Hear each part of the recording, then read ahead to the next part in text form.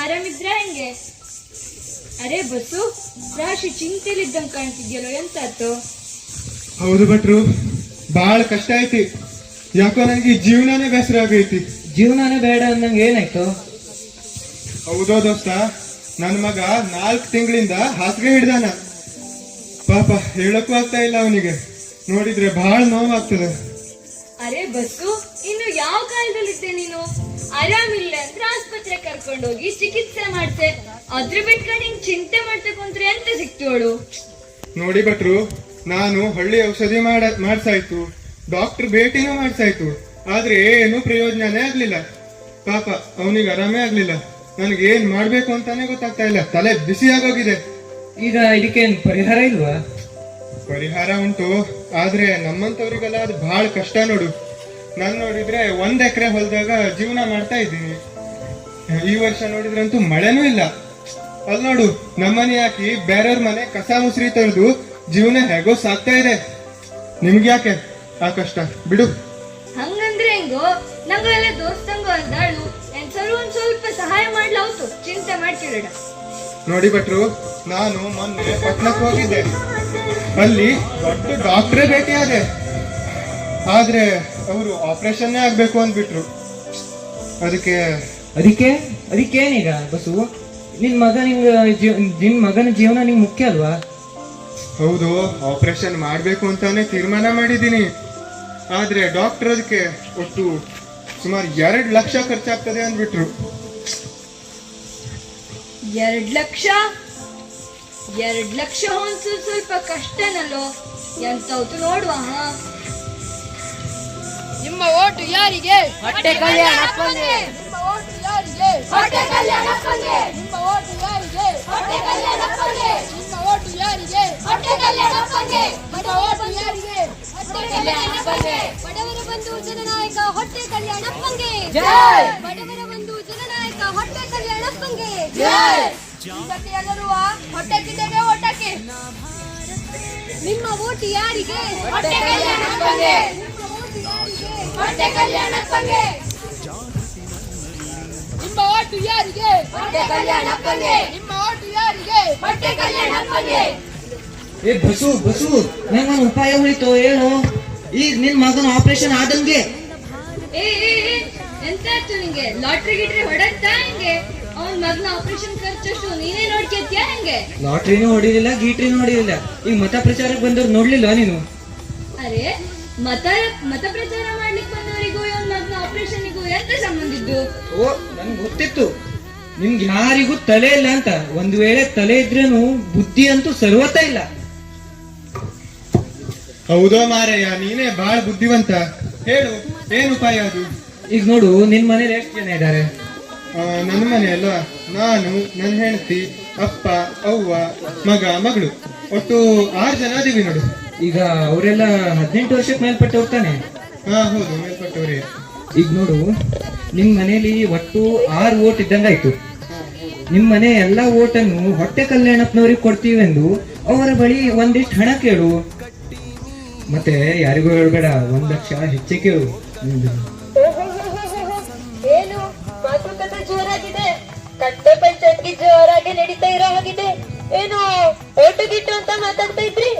ನಮಸ್ಕಾರ ಟೀಚರ್ ಅಮ್ಮ. ಏನಿಲ್ಲ, ಚುನಾವಣೆ ಎಲ್ಲ ಹತ್ರ ಬಂತಲ್ಲ, ಅದು ಇದು ಅಂತ ಮಾತಾಡ್ತಿದ್ವಿ, ಮತ್ತೆನ್ಸಿಲ್ಲ. ಅದು ಇದು ಅಂದ್ರೆ? ಟೀಚರ್ ಅಮ್ಮ ನೋಡಿ, ನಮ್ಮ ಈ ಬಸ್ಸು ಮಗನಿಗೆ ಯಾವ್ದೋ ಒಂದು ಕಾಯಿಲೆ ಬಂದಿದೆ ಅಂತೆ. ಆ ಕಾಯಿಲೆಗೆ 2 ಲಕ್ಷ ರೂಪಾಯಿ ಆಪರೇಷನ್ ಮಾಡ್ಬೇಕಂತೆ. ಅದಕ್ಕಾಗಿ ಇವನ್ ಮನೇಲಿರೋ 6 ಓಟಿನ ಬದಲಾಗಿ ಹೊಟ್ಟೆ ಕಲ್ಯಾಣಪ್ಪನವ್ರ ಹತ್ರ ಒಂದಿಷ್ಟು ಹಣ ಕೇಳ್ತಿದೀವಿ. ಹೇಗಿದೆ ನನ್ನ ಐಡಿಯಾ? ಅಲ್ಲಪ್ಪ ರಾಜ, ಇದು ಎಂತ ಮಾತಾಡ್ತಾ ಇದೀಯಾ ನೀನು? ನೋಡು, ಚುನಾವಣೆ ಅನ್ನೋದು ಪ್ರಜಾಪ್ರಭುತ್ವದ ಆಧಾರ ಸ್ತಂಭ. ಮತ ಚಲಾಯಿಸೋದು ಒಂದು ಪವಿತ್ರವಾದ ಕೆಲಸ. ಅದು ನಿಮ್ಮೆಲ್ಲರ ಹಕ್ಕು, ನಿಮ್ಮೆಲ್ಲರ ಕರ್ತವ್ಯ. ಅದನ್ನ ಈ ತರ ಹಣಕ್ಕೆ ಮಾರೋದು ಎಷ್ಟು ಸರಿ ಹೇಳು? ಟೀಚರ್ ಅಮ್ಮ, ನಾವೇನು ಬಿಟ್ಟಿ ಹಣ ಕೇಳ್ತಾ ಇಲ್ಲ. ಇವನ್ ಮನೆ 6 ಓಟಿನ ಬದಲಾಗಿ ಒಂದಿಷ್ಟು ಹಣ ಕೇಳ್ತಿದೀವಿ. ಇದ್ರಲ್ಲಿ ಏನ್ ತಪ್ಪಿದೆ? ನೋಡಪ್ಪ, ಬಸ್ಸುಗೆ BPL ಕಾರ್ಡ್ ಇದೆ. ಅವನ ಮಗನ ಆಪರೇಷನ್ ಮಾಡಿಸೋದಿಕ್ಕೆ ಸರ್ಕಾರದಿಂದ ಅನೇಕ ಯೋಜನೆಗಳಿವೆ. ಯಶಸ್ವಿನಿ ಯೋಜನೆ, ಆಯುಷ್ಮಾನ್ ಭಾರತ ಯೋಜನೆ, ಪ್ರಧಾನಮಂತ್ರಿ ಆರೋಗ್ಯ ವಿಮಾ ಯೋಜನೆ, ಹೀಗೆ ಅನೇಕ ಯೋಜನೆಗಳಿವೆ. ಇದೆಲ್ಲ ಇರುವಾಗ ಬಸ್ಸು ಮಗನ್ ಆಪರೇಷನ್ ಮಾಡಿಸೋದೇನು ಕಷ್ಟ ಆಗಲ್ಲ. ಅದಕ್ಕಾಗಿ ನೀವು ನಿಮ್ಮ ಓಟನ್ನ ಹಣಕ್ಕಾಗಿ ಮಾರೋದು ತಪ್ಪು. ನೋಡಿ, ಇವತ್ತು ನಿಮ್ಗೆ ಹಣ ಕೊಟ್ಟ ನಾಯಕರೇ ನಿಮ್ಮಿಂದ ನಾಳೆ ಹಣ ವಸೂಲಿ ಮಾಡ್ತಾರೆ. ಹಾಗಾಗಿ ನೀವು ಇವತ್ತು ಮತದಾನ ಮಾಡೋದ್ರ ಮೂಲಕ ಒಬ್ಬ ಒಳ್ಳೆ ಅಭ್ಯರ್ಥಿನ ಆಯ್ಕೆ ಮಾಡ್ಬೇಕು. ಮತನ ಇತರ ಹಣಕ್ಕೆ ಮಾರಬಾರ್ದು.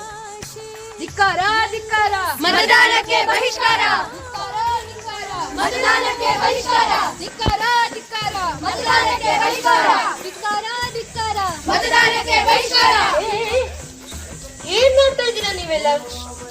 ಏನಿದು ಮತದಾನಕ್ಕೆ ಬಹಿಷ್ಕಾರ, ಚುನಾವಣೆಗೆ ಧಿಕ್ಕಾರ ಅಂತ ಏನಾಯ್ತು? ಅಲ್ಲೇ ಧಿಕ್ಕಾರಮ್ಮ, ನಾವ್ ಎಷ್ಟ್ ದಿನದಿಂದ ನಮ್ಮ ಊರಿಗೆ ರಸ್ತೆ ಬೇಕು ಅಂತ ಹೇಳ್ತಾ ಇದ್ದೀವಿ. ಯಾರು ನಮ್ ಕಡೆ ಲಕ್ಷ್ಯನೇ ಕೊಡ್ತಾ ಇಲ್ಲ. ಚುನಾವಣೆ ಹತ್ರ ಬಂದ ಕೂಡಲೇ ಎಲ್ಲರೂ ಬರ್ತಾ ಇದ್ದಾರೆ. ಹಾಗಾಗಿ ನಾವು ಮತದಾನಕ್ಕೆ ಬಹಿಷ್ಕಾರ ಹಾಕ್ತಾ ಇದ್ದೀವಿ. ನೋಡಿ, ನೀವ್ ಈ ತರ ಮತದಾನಕ್ಕೆ ಬಹಿಷ್ಕಾರ ಹಾಕೋದ್ರಿಂದ ಏನ್ ಲಾಭ ಇದೆ? ನೀವೆಲ್ಲರೂ ಸೇರಿ ಚುನಾವಣೆಯಲ್ಲಿ ಮತ ಚಲಾಯಿಸೋದ್ರ ಮೂಲಕ ಒಬ್ಬ ಒಳ್ಳೆ ಅಭ್ಯರ್ಥಿನ ಆಯ್ಕೆ ಮಾಡಿದ್ರೆ ಅವರು ಖಂಡಿತವಾಗಿ ಅಭಿವೃದ್ಧಿ ಕೆಲಸ ಮಾಡೇ ಮಾಡ್ತಾರೆ. ನೋಡಿ, ಈ ಸಲ ಬರೋ ಚುನಾವಣೆಯಲ್ಲಿ ನೀವೆಲ್ಲರೂ ಮತದಾನ ಮಾಡ್ಬೇಕು.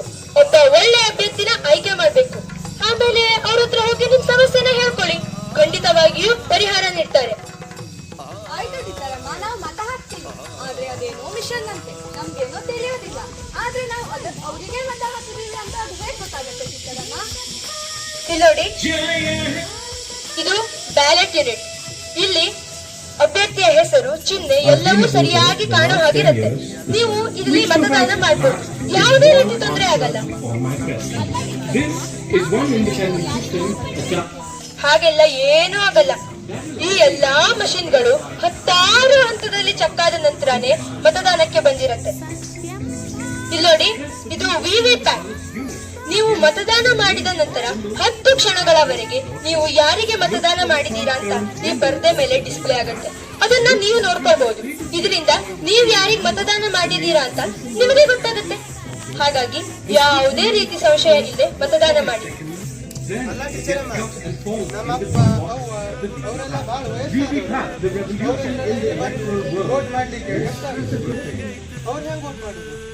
ನೋಡಿ, ನಿಮ್ಮ ಮನೆಗಳಿಗೆ BLOಗಳು ಬರ್ತಾರೆ. ಅವರು ವಯಸ್ಸಾದವರಿಗೆ ಅಂತ ಮತಪತ್ರ ತಗೊಂಡ್ ಬರ್ತಾರೆ. ವಯಸ್ಸಾದವರೆಲ್ಲ ಅವರು ಮನೆಯಲ್ಲೇ ಕುತ್ಕೊಂಡು ಮತದಾನ ಮಾಡ್ಬೋದು. ಯಾವುದೇ ತೊಂದರೆ ಇಲ್ಲ. ಅಷ್ಟೇ ಅಲ್ಲದೆ ಮತಗಟ್ಟೆಯಲ್ಲಿ ವಿಕಲಚೇತನರಿಗೆ, ವಯಸ್ಸಾದವರಿಗೆ ಅಂತ ವೀಲ್ ಚೇರ್ಗಳು, ರ್ಯಾಂಪ್ಸ್ಗಳು ಎಲ್ಲ ವ್ಯವಸ್ಥೆ ಇದೆ. ಯಾವುದೇ ತೊಂದರೆ ಇಲ್ಲ. ಟೀಚರಮ್ಮ, ನೀವು ನಮ್ಮೆಲ್ಲ ಕಣ್ಣು ತೆರೆಸ್ಬಿಟ್ರಿ. ನಾವೆಲ್ಲರೂ ಮತದಾನ ಮಾಡ್ತೇವೆ. ಹೌದು, ಮೇ 7ಕ್ಕೆ ಕಡ್ಡಾಯವಾಗಿ ಎಲ್ಲರೂ ಮತದಾನ ಮಾಡಬೇಕು. ಇಲ್ಲಿ ನೋಡಿ ಇದನ್ನು ಸ್ವಲ್ಪ.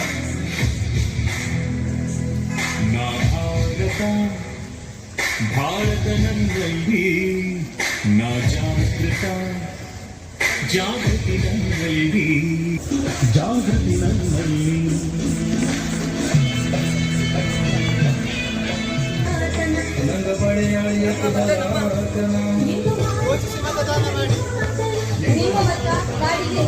ನಿಮ್ಮ ಮತವನ್ನು ಮಾರಬೇಡಿ. ತಪ್ಪದೇ ಮತದಾನ ಮಾಡಿ. ಮತದಾನ ನಮ್ಮ ಕರ್ತವ್ಯ. ಮತ ಹಾಕುವುದು ನಮ್ಮ ಅಧಿಕಾರ. ಯಾರೂ ಮಾಡಬೇಡಿ ತಾತ್ಸಾರ. ವಿವೇಚನೆಯಿಂದ ವರ್ತಿಸೋಣ, ಯೋಚಿಸಿ ಮತವನ್ನು ಹಾಕೋಣ. ವ್ಯರ್ಥವಾಗದಿರಲಿ ಪ್ರತಿಯೊಂದು ಮತ. ಇದುವೇ ಪ್ರಜಾಪ್ರಭುತ್ವದ ಹಿತ. ಮತದಾನ ನಮ್ಮ ಹಕ್ಕು.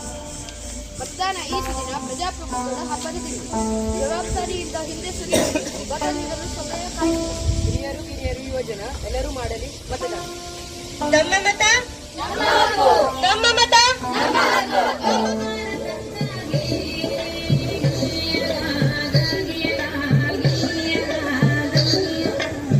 ಮೈ ಪ್ಯಾರ ವಸ್ತು ಲೋಕತಂತ್ರ ಸ್ವತಂತ್ರ ಭಾರತ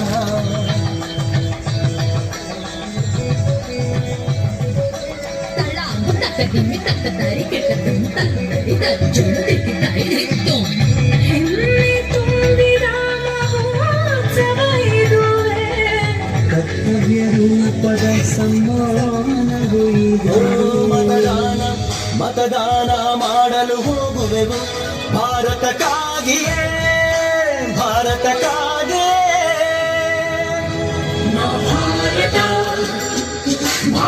ನನ್ನಲ್ಲಿ ನಾ ಜಾಗೃತ ಜಾಗೃತಿ ನನ್ನಲ್ಲಿ